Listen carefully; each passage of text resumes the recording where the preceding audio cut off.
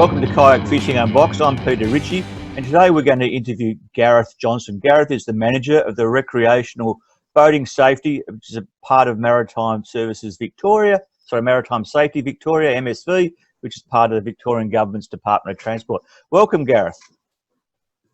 Thanks, Peter. Thanks for having me on. And obviously, you know that I've got an interest in kayak safety, and we're promoting that as much as we can and trying to get to the new guys who are starting for the first time. But before we get on to that, can you tell me a bit about your own kayaking adventures and what you do? Yeah, so I work within the safety regulator, but I've got a bit of background in kayaking. I'm not a keen fisherman by any stretch, but I've done a bit of sea kayaking. I paddled to Tassie in 2014 with a mate, just the two of us, unsupported. And aside from that, I paddle K1s and ocean skis. So I'm out on the bay a lot. I paddle in the dark a lot. I see a lot of fishermen off of Ricketts Point, and I see the issues we have with vessels interacting with kayakers. And what I think is fantastic is that you're coming from a voice of experience. You're not just a regulator sitting in an office making rules. You've actually out there experiencing it for yourself. And I think what all kayakers should take that on board is that actually puts us in a great position when you're acting for your interests as well as everybody else's. Yeah, I mean, everything we speak about, I generally do see on the water. And from first-hand experience, it gives you a lot of credibility, I think, when you're sort of encouraging people to change what they do. Fantastic. So tell me a little bit about what sort of safety gear you carry on your kayak when you go out. Yeah, well, this is a funny thing. So I work for a safety regulator, as I said. So I think I probably do go over the top. I'm very conscious that anything that I carry has to be on me. On an ocean ski, you've got no hatches or pockets or deck sort of areas. So it's all on me, and it's only good to me if it's on me. But starting from the top, I always carry a PLB. It's attached to my life jacket up on my shoulder. Like we've had instances where people have PLBs not attached to their jacket and have to hold it up with their hands, or it's in the boat and it's all sort of awkward to access. So on your shoulder of your jacket is going to have visibility of satellites. But then stepping down through all the rest of my gear, so I carry a Marine VHF radio now. It's sort of a recent addition. So I can talk to either Marine Radio Victoria or ships or the Coast Guard in the top end of the bay. I carry a whistle. That's also a sort of recent addition. It's super handy for piercing through other noises. I carry flares, like I carry a rocket all the time, and then I swap between a red hand or orange smoke, depending on whether it's night or day. I carry a phone, and this is sort of an interesting thing. So I carry a Nokia phone, just because it's a push button unit. It costs about $15. Really cheap to run. Battery life runs forever, but it just means that you're never going to be stuck with wet fingers pushing through a waterproof pouch. And I've found, when I'm starting and stopping my Strava, that's a hard thing to do sometimes back on the beach, and just running through everything else. Sometimes I carry an iPhone for tracking with the Coast Guard. They run a great Safe Tracks app that sort of monitors where you are. But if I'm with other people, and normally it's just about communicating to other people and having a few ways, not more than one way, of raising the alarm if I get in trouble.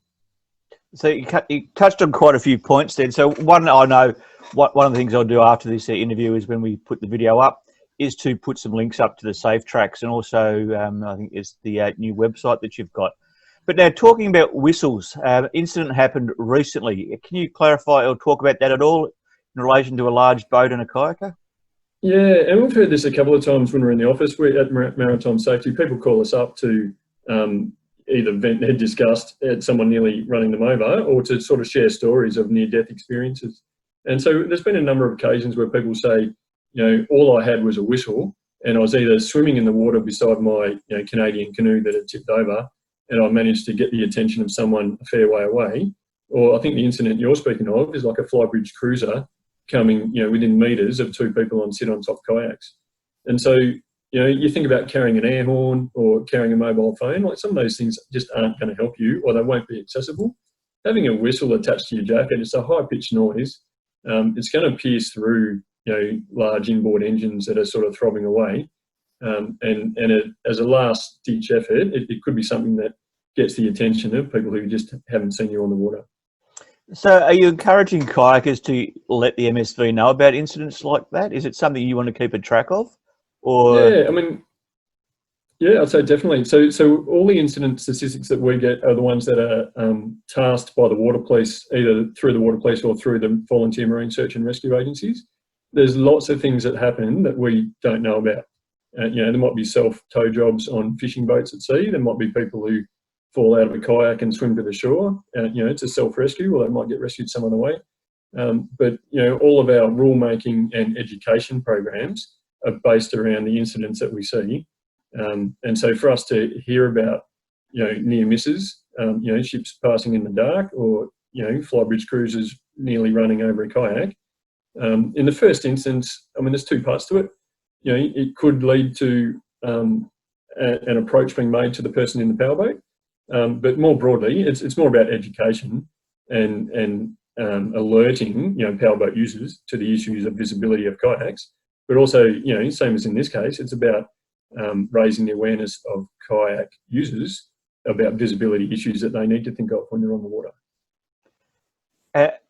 Education's a big part of it, and obviously you're doing your best with the kayakers and new kayakers, but sometimes I think the boaties need a reminder too, because I've had my fair share of misses as well, and I think putting a kayak on the water is just a general indication for boats to drive closer. But anyway, that's my opinion. So interesting what you said about the touch phone as well. I've got a touch screen, and look, it's a pain to use on the water. It doesn't hardly ever work if you've got wet fingers. So people investing or even having an old push button phone could be a really good way to have a secondary backup means of communication on the water. And do you guys still have those free waterproof pouches for the phones? No, we don't manufacture them anymore, but they were good, and they're available everywhere. I know Parks Victoria actually give them out. If you ever go to a boat show, Parks Victoria had them last year at the Melbourne Boat Show. But they're available everywhere, and would really encourage boaters and kayakers to think about carrying a phone in a waterproof pouch. Fantastic. Now, some other great news for the guys on kayaks and canoes who want to use low-powered electric. What can you tell me about that? Yeah, so we've had a trial that's been going now for at least 18 months, I think, and it was about removing the requirement to register and have a marine license when you operate a low-powered kayak. And essentially because in Victoria, any form of power fitted to a vessel makes it a powered vessel. So there's a few things that come with that. Registration requires licensing, and then it also requires a range of safety equipment for a powered vessel. So we took the approach that there are some things about powered boats that aren't applicable to kayaks, and just springing to mind, it might be anchors, flares, bailers, fire extinguishers. There's a few things there where you say, when you're just lighting up the boat and it's not really adding to the safety of the boat.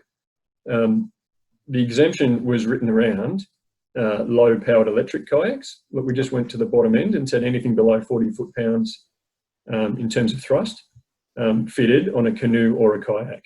So some people have come to us with little Zodiac tenders, and we said, no, that's not it. That is a registered vessel. But if you're operating similarly to a paddled human-powered vessel, then we're happy with the idea that you can be exempt from the full requirements of a powered vessel. But it's important to note, you still are a powered vessel. There are conditions to the exemption, and one of our main things was about raising the alarm. So we've said, there's a suite of options, and you need to go to our website to look at the guidance details because it is a little bit complex. But, it can be a PLB, it can be a phone, it can be flares, it can be a marine radio. There's things you can carry in enclosed waters that we say, okay, that is enough of a safety net for what you're doing. We're always concerned that people who fit electric motors and aren't well able to do what they do, they might get themselves into a worse situation than they would have been if they'd paddled as far as they get. So we tried to raise the bar a little bit to say, if you fit the motor, you need to be able to call for help, and you need to have an alternative to paddle home if your battery goes flat. And there are a couple of great points, because I've had electric on my kayak once, and I don't use it. I stopped using it straight away, purely because it affected, well, one, the balance, plus also the amount of gear I could carry after I put the battery and the motor on it. And if the battery went flat, it makes it a heavier kayak to paddle home. However, some people will get a benefit out of it, and I understand that. Now, is it regulation or not that you're required to have a kill switch on an electric powered kayak? No, we haven't included that.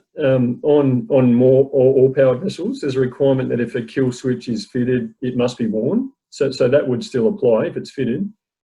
We haven't included that as a condition in this particular case.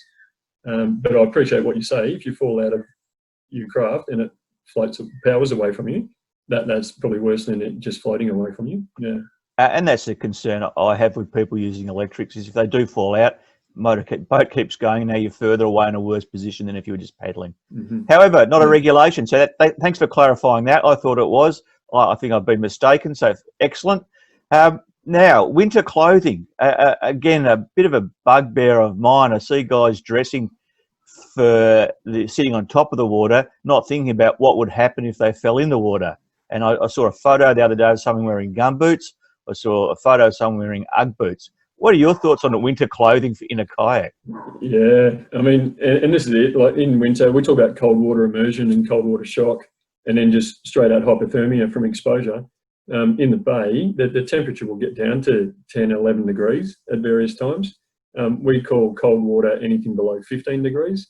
And in Victoria, that is a large part of the year that you're below 15 degrees. And so we would always say the same thing. You need to dress to be immersed. It's no good going out in a rashy and board shorts if there's a chance of you falling off. I know when I paddle, I'm in a wetsuit and a waterproof top and thermals just about every time. I think it's in summertime only on short trips when I start sort of shedding. But generally, dress to be warm, like rather than dressing to be comfortable. And be conscious, and especially foot coverings. Like think about where you're going to lose heat from, like beanies and feet are a cracker for areas to protect. Okay, and I know we were talking so going back to the clothing. Absolutely, dresses are you going to? That's my theory of kayaking in general. Plan for the worst, hope for the best. What's going to happen if you fall off? Plan for that, and then hope you don't. The other thing that came up recently was the jet ski down at Portland, where he tipped over. Don't know anything about the bloke, but there's two things that came out of that you were telling me about. One was his dry suit, and second was the PLB. Can you elaborate on that? Well, fundamentally, it's about having gear on you that you can access. And I think in his case, a lot of it was stashed in the front of the PWC. So when it rolled, he took him like a period of time to get access to those things in there. And that's where you say, well, PLB, it's a personal locator beacon, it should be on your body. And what you don't have on you, sometimes you won't be able to access. So he had a range of things. He had EPIRBs and marine radios and all sorts of things. But they were stashed inside the jet ski front hatch. And the other thing, you talk about a dry suit. And it's the same as waders for people who go alpine fishing. You want to make sure there's no pinholes in your waders, otherwise, or your dry suit, because they're just not going to work when you're in the water. Yeah, and I think that we're not having a crack at the bloke on the jet skiing. Look, I don't know from a bar of soap, but it's about learning from other people's experiences. And he had an issue with his PLB not being readily available that didn't cost him his life, but could have, and it would have been a tragedy if he did. So I think the other really thing we wanted to touch on today, you've talked about using tethers before on kayaks. I know some of the guys I fish with, particularly the guys on paddle skis going out through the surf, use a tether. What's the MSV attitude on those? Yeah, so we encourage everyone to be attached to your kayak, and there's a number of ways you can do that. And mainly that's because you're vulnerable when you're in open water. If you lose contact with your kayak, you're just treading water with whatever's on you. If you have some sort of tether, and so there's a number of ways you can do it. You'll have the boat with you, it'll be more visible, and you may be able to reboard or hang on to it until your rescue comes to you. I've always been a big fan of the paddle leash. So I've got the paddle leash to the boat. It slows the kayak down from blowing away from you if it's in the water, and generally you're hanging on to the paddle when you're in the water. Worst case, and in big seas, I'll also attach a leg leash, which is what a lot of the ocean ski people do who paddle in ocean. Like they'll get out through the surf and then they'll attach just a quick release onto their leg, onto their calf, because in some cases you don't want to be attached to your craft. And when you're coming in through the surf, you don't want to have 18 foot of fiberglass dragging you sideways in whitewater. So in those scenarios, they would detach before they came in through the surf. But for general kayaking, either a paddle leash or a leg leash are two things that we really strongly recommend. And it's no different to paddle boarding, like stand-up paddle boards. Like you want to be attached to something that might blow away. I think we've had, I'm aware of one incident, and there's probably more, where people become entangled. And that probably is something that happens with kayak fishing. If you've got an anchor and two rods and a leash, and things start to get a bit hectic if you fall out. And so that's something that I always consider, especially when I double leash. If I go out in a blow and I've got a paddle leash and a leg leash, I'm always very conscious when I fall out, and I do fall out. Like, people think at some level of experience you're not going to fall out, but I fall out, and it takes me a bit to get back on top. You've got to be conscious that all your entanglement risks are under control.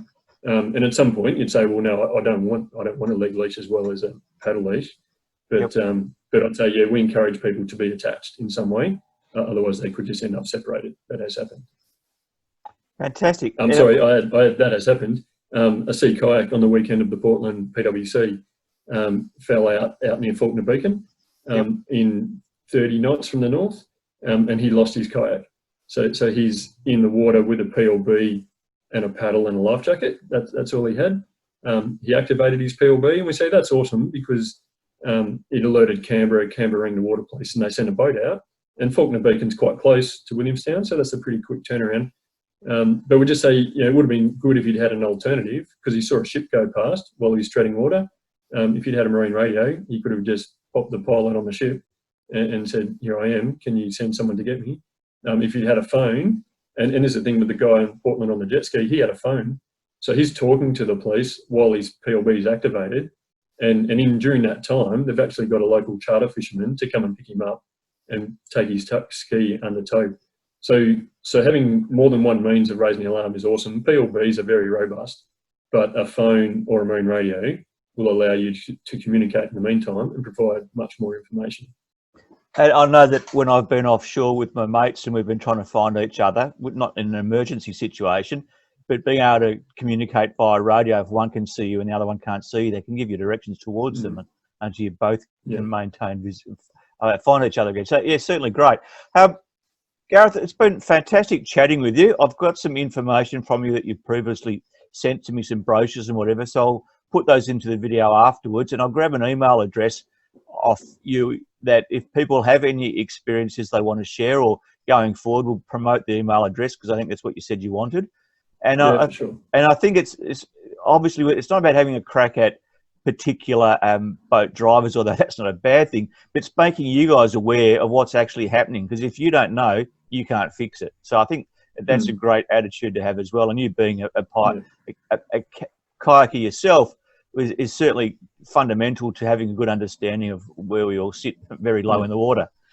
Cool. All right. Well, unless if you've got anything else you'd like to add to that? Yeah, so it's probably just one other thing. So we're talking about visibility of kayaks. I'll just add to that nighttime operations. So we talk about what lights. It's very, there's a lot of topic questions sometimes on the lights that kayaks should display. So the collision regs, and kayaks are just another vessel. So the collision regulations require human-powered vessels to carry a torch that they can illuminate in time to prevent a collision. But when you think about it, it's in your interest to be visible. And so we say, yeah, all-round white light, that's awesome, because it's visible from all the way around, or all the way around. If it's behind you, it won't mess up your night vision. But then I'm a big fan of the head torch because it's a bit higher off the boat. So I'd say people should think about either LED lights on poles or all-round white lights on the deck. But have a think about head torches. You can have a white light flashing backwards. Doesn't mess up your vision at all. But it means anyone overtaking you that you might not be able to see, they will be able to see that pretty clearly. But then during daytime, high-vis colours, like I wear the high-vis hat, the life jacket's bright orange, I've got bright yellow sleeves. Like it's a bit like looking like Gumby when you're on the water, but you really want people to be able to see you, there's no doubt. And look, the fish can't tell what you're wearing, so it shouldn't matter what you wear. It's about being seen, I agree. Now, you did raise something. I'm just trying to think what it was, because I know people head out at night time and they just don't have very bright lights. And I've almost run over a kayaker once at night time, and I reckon the only reason I didn't was because I knew he was going to be in a particular area where I was going, and I had a really heightened awareness of keeping a lookout for him. But he had a really low power light, and it was sitting low in his kayak, and it got hidden in the background lights at Frankston. I was driving from Mornington towards Frankston. And it was just fortunate that I knew he would be around that area somewhere. So coming from that point of view, I think if you're a kayaker, the bigger, the brighter, and the higher, the better. Yeah, no, we agree with that for sure. Flags on kayaks, what do you think about those? Yeah, Dream of day. and I don't have a flag on mine, but I think if you're paddling something that you can attach a flag to, it can only help. Like if you're in a meter sort of roll in the bay, or if you're out at sea in between swells, I've paddled from Flinders down to Cape Schanck, and in between the swells, you're sort of buried for a couple of seconds. Yep. Yeah, anything you can do to make your boat look taller, that is super helpful as well. Last question, I promise. Navigation lights on kayaks. I've seen some guys fit them, red and green lights. I got my opinion, but what's the official opinion? Yeah, and so I'm massive on nav lights. I think there's a bit of a science to it. They're designed to let people know what you're doing and to have ranges of visibility. So if you have red and green LEDs just marked down each side of your kayak, then that's not ideal. People don't need to know which way you're heading if you're the slowest thing on the water. They just need to know you're there. And so it's an all-round white light. They need to see the light, or they need to see a torch. Yep. It's the same if you're at anchor, like a powered vessel at anchor. It's just a light. All you're trying to show is someone there. A powered vessel underway, has a red, green, and a white light which shines all the way around. But from the back, all they see is the white light. It just means an overtaking vessel knows to go around something that's there that's slower than them. So yeah, no, we don't like red and green combinations that aren't at the right height, or they aren't the right colour, especially not the right angles of visibility. Our focus would be on just letting people know you're there by using a white light in some way.